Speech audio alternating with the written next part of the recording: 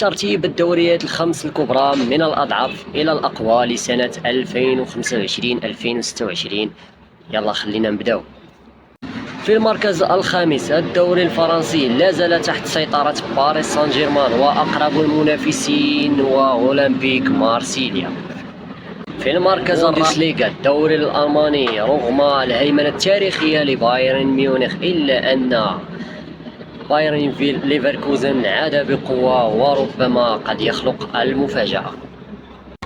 المركز الثالث الدوري الإيطالي بين إنتر ميلان ويوفنتوس، التنافس مشتعل والكرة الإيطالية عادت بقوة. وفي المركز الثاني محبوب الجماهير الدوري الإسباني والمنافسة شرسة بين ريال مدريد وبرشلونة رغم تفوق الكاتالون في السنوات الأخيرة.